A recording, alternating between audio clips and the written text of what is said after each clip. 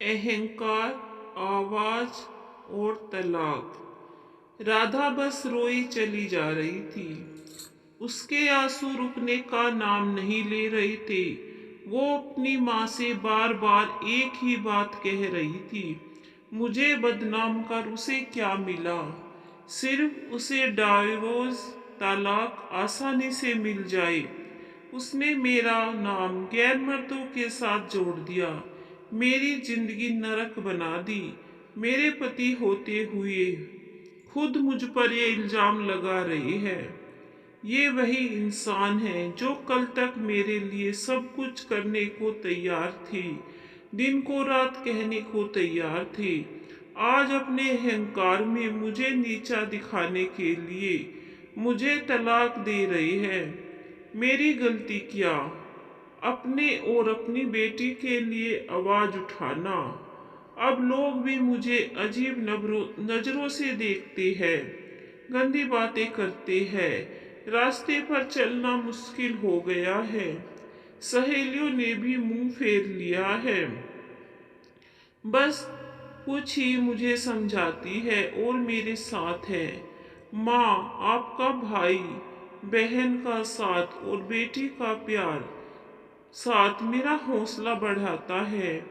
मैंने भी फैसला कर लिया है। मैं लोगों के तानों से, बदनामी से डरूंगी नहीं। ना ही झुकूंगी और ना ही मैं रुकूंगी।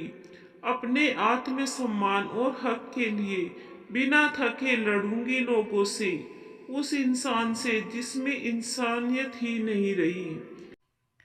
और फिर शुरू हुए कोर्ट कचहरी के धक्के, पैसों की और समय दोनों की बर्बादी। पर कोई दूसरा रास्ता नहीं दिख रहा था। सबसे बड़ा दुख, झटका उस वक्त लगता था राधा को, जब उसका पति कोर्ट के सामने खड़े होकर गलत बात, गंदी बात बोलता था। वो बहुत मायूस हो जाती थी।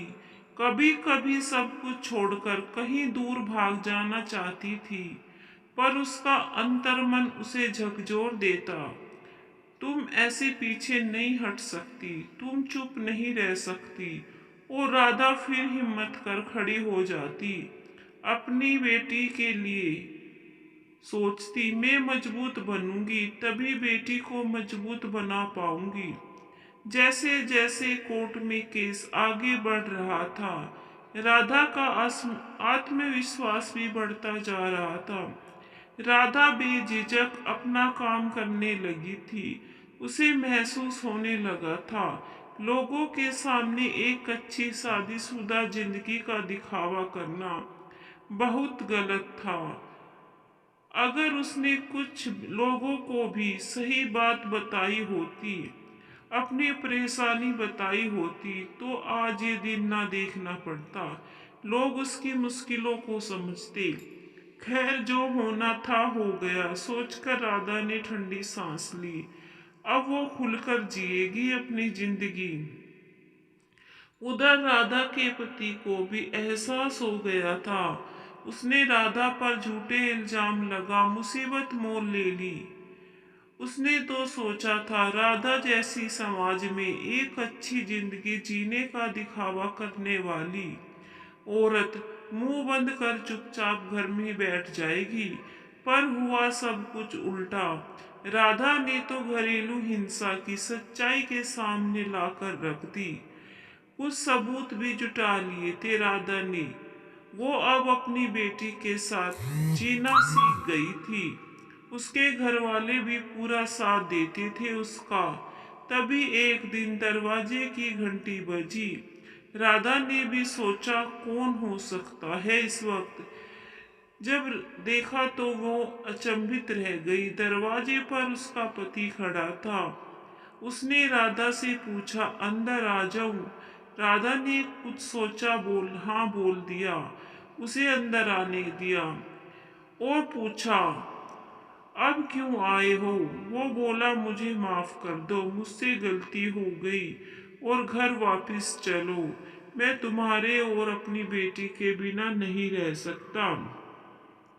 अचानक आए इस बदलाव से राधा सोच में पड़ गई थी। वो कुछ समझ नहीं पा रही थी, पर उसका पति केस वापस ले साथ में सुखी जीवन बिताने की बात कर रहा था। उसने राधा से कहा, चाहो तो थोड़ा सोचकर जवाब देना। पर राधा का जवाब तो तैयार था। उसने साथ जाने से मना कर दिया और बेटी ने भी बोल दिया, मैं मम्मी के साथ ही रहूंगी। राधा का पति ये बोलकर तुम ठीक नहीं कर रही वहां से चला गया। पूरी रात वो सोचती रही, उसने गलत निर्णय तो नहीं लिया। क्या मुझे अपनी बेटी से अच्छे भविष्य के लिए साथ चले जाना था? बेटी को माँ पापा दोनों मिल जाते। शायद सच में उनकी सोच बदल गई। सोचते सोचते सुबह हो गई। सब घर वाले भी सोच में थे, क्या किया जाए, इंसान बदल भी तो सकता है। पर सबने समझदारी दिखा, कुछ दिन इंतजार करने का सोचा। तभी केस की अगली तारीख आ गई। राधा ने सोचा था आज के पति के व्यवहार से पक्का निर्णय ले लेगी, और जो हुआ सोच से बाहर था। पति का वही रूप पाया। राधा आज भी अपनी बेटी के लिए लड़ रही है, बस एक बात सोचती है, उस दिन उसका पति बदला रूप लेकर क्यों आया था? क्या साथ जाना सही था, या अपने हक के, अपने आत्मसम्मान के लिए लड़ना?